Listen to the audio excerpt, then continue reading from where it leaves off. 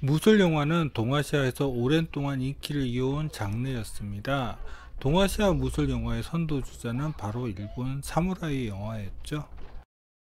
하지만 무술하면 국뽕이 차오르는 나라가 있었잖아요. 바로 중국의 무술 영화였습니다. 그런데 무술만 가지고 둘이 싸운 것은 아닙니다. 구로사와 아키라의 베니스 황금사자상 수상은 중국 영화, 좀 더 범위를 좁히면 홍콩 영화를 분발하게 만들었죠. 아키라를 이겨라. 그 홍콩 영화의 선봉장이 바로 호금전, 중국어로 후진 치안입니다. 무술로든 세계적인 영화상 수상이든 간에 그는, 그리고 홍콩 영화는 일본의 아키라를 짓누르고 싶어 했습니다. 그 출발이 되는 현녀 속 공간을 소개하는 저는 여러분과 함께 이 세상을 같이 살펴볼 Cinema C Architecture A Psychoanalysis P 카푸 채널의 앞에입니다.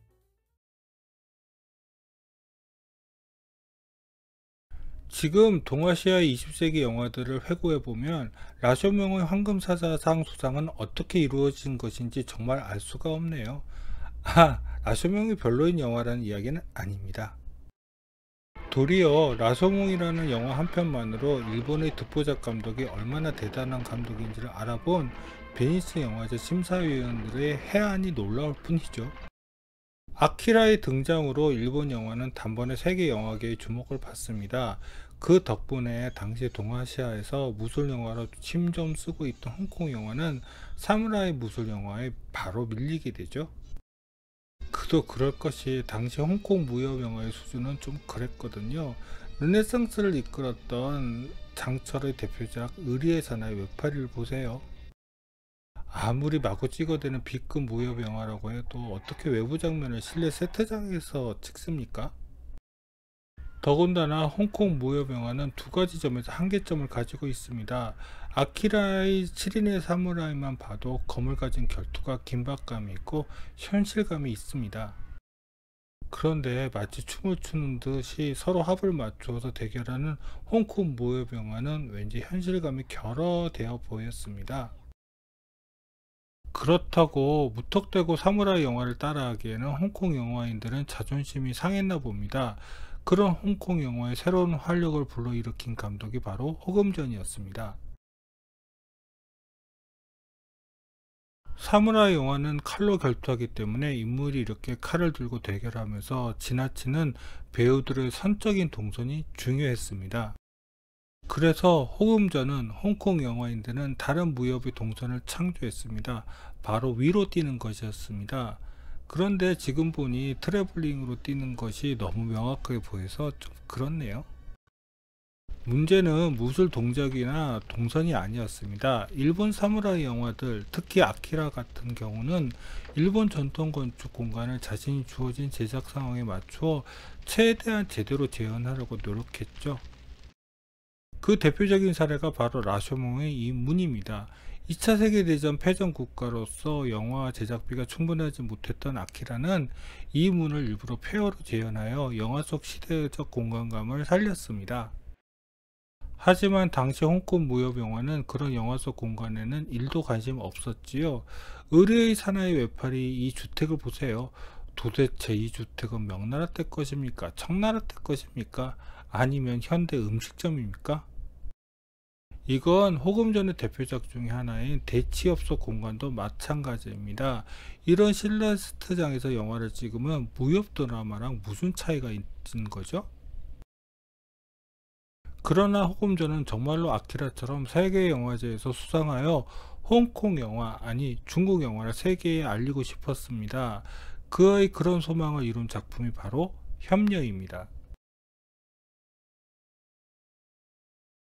호금전은 자신의 고향인 대만으로 돌아가 협녀의 주요 배경이 되는 종로 요새와 진원 장군부 등을 직접 세트로 제작하는 열을 보입니다. 당시 홍콩 무협 영화에서는 정말 볼 수 없는 대단한 도전이었죠. 그런데 좀 치사한 것은 아키라가 라쇼명을 폐허의 문으로 재현한 것처럼 명나라 시대 배경으로 세트를 만들면서도 그것을 폐허로 만들었다는 것입니다. 당시 제작비 압박 때문에 어쩔 수 없는 선택이었겠죠.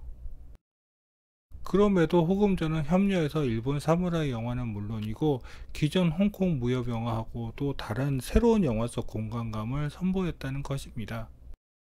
그것은 중국 전통 건축의 수법 중에 하나인 차경을 기가 막히게 활용했다는 것입니다. 차경은 외부의 풍경을 내부로 끌어들이는 공간 수법입니다. 물론 중국 전통 건축의 영향을 받은 한국과 일본 전통 건축에도 차경의 수법이 많이 활용되고 있습니다. 경복궁 경회로의 노마루에서도, 교토 가츠라 리큐의 방에서도 이렇게 차경의 수법은 특히 동북아시아 전통 건축 공간에 잘 사용되고 있습니다. 하지만 호금전은 협려해서 한국과 일본과 차별된 중국 전통 건축만의 차경 수법을 잘 활용합니다. 그 중국만의 수법은 바로 북경 이화원에 있는 장랑에서 확인할 수 있습니다. 정통적인 차경은 기둥과 인방 등으로 이루어진 하나의 픽처 프레임으로 외부 풍경이 내부로 유입됩니다. 하지만 이화원의 장랑처럼 계속 이어지는 회랑 기둥들이 만들어내는 각각의 프레임을 통해서 유입되는 외부 풍경들은 마치 영화 필름의 한 컷 한 컷이 이어져서 풍경의 움직임이 담기는 것과 비슷한 효과를 냅니다. 그 내용을 정리한 것이 바로 이 그림입니다. 즉 한국과 일본의 정통적인 차경의 수법이 정적이고 2차원이라면 회랑을 통한 차경은 동적이면서도 3차원적이라는 것입니다. 협력 속에도 당연히 이화원 장랑과 같은 회랑 공간이 있습니다. 다만 안타까운 것은 이 공간에서 회랑을 통한 차경이 가진 장점을 활용한 장면은 없습니다. 그렇다고 실망하실 필요가 없습니다. 협려는 몇 가지 놀라운 영화 속 공간을 창조해내는데 그것이 바로 이 대나무 숲에서의 결투 장면입니다. 대나무 숲만이 아니죠. 협려는 그 당시 일반적인 영화의 촬영 원칙을 대놓고 어깁니다. 바로 카메라와 촬영이 대상이 되는 배우들 사이에 이렇게 대나무나 나무가 항상 장면에 걸리도록 촬영했습니다. 이 장랑을 활용한 차경의 수법을 가장 놀랍게 적용한 장면이 협려 속 회원 대사의 경공 장면입니다. 이 장면을 보면 회원 대사뿐 아니라 중국 산수와 같은 풍경들을 몽타주로 삽입하면서 홍콩 무협 영화사상 가장 놀라운 시퀀스를 탄생시켰습니다. 협려는 칸느 영화제에서 홍콩 영화계 사상 처음으로 수상을 합니다. 그런데 그 상이 기술상이었네요. 호금전이 원했던 결과는 아니었던 것 같습니다. 왜냐하면 협려 이후 호금전 영화들은 제가 보기에는 처참한 수준으로 갑자기 떨어집니다. 호금전은 갑자기 한국으로 와서 로케이션 촬영합니다. 그 영화가 공상영화 산중전기입니다. 이 영화를 보고 있으면 저는 개인적으로 좀 화가 납니다. 아무리 한국 영화 제작사와 합작을 했다고 해도 중국 사극 영화를 찍는데 한국 전통 건축을 배경으로 한다는 게 말이 됩니까? 산중 전기를 보면 한국의 대청마루를 마치 중국의 전통 건축처럼 꾸며서 영화를 찍었습니다. 중국 전통 건축은 입식이고 한국 전통 건축은 좌식입니다. 이것부터가 말이 안 되는 배경이지요. 공산 영어를 보면 더 열불이 납니다. 주무대가 되는 사찰의 입구는 해인사이며 본전 영역은 불국사이고 더 주불전은 종묘 정전입니다. 건축의 주무대로 쓴 이유는 얼핏 이해가 갑니다. 왜냐하면 한국 전통 건축에서 궁전을 제외하고는 대규모 회랑 공간을 가지고 있는 건축은 이 둘 이외에는 별로 없거든요. 하지만 명나라 복장을 하고 불국사의 청운결을 버젓이 올라가는 저 모습은 솔직히 부하가 침입니다. 만일 이 영화가 지금 개봉된다면 중국 동북공정의 영화라고 아마 댓글 테러 엄청 당할 만한 그런 영화입니다.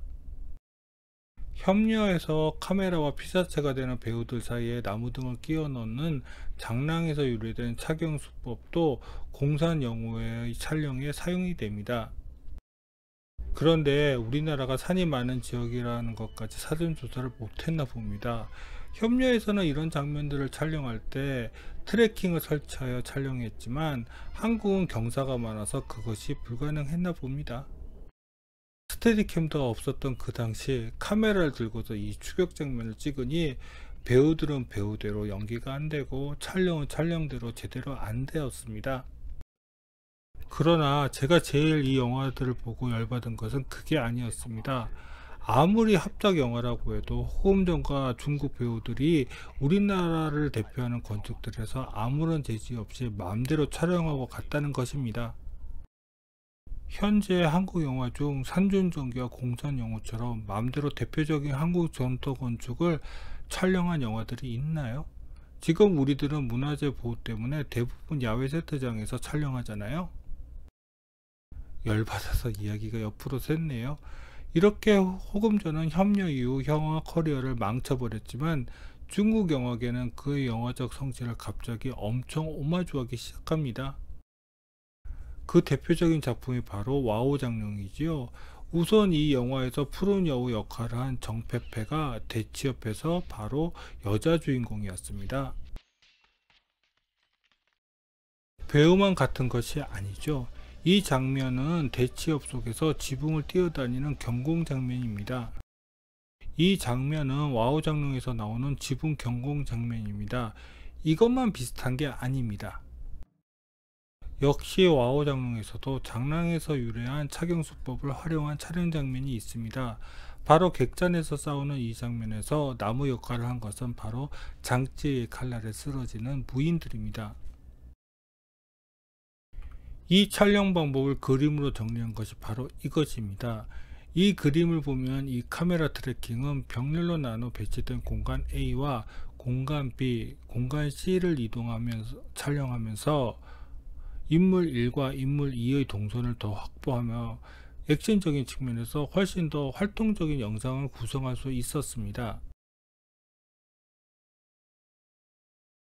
이 촬영 방법을 또 멋지게 활용한 영화가 바로 박찬욱 감독의 올드보이입니다.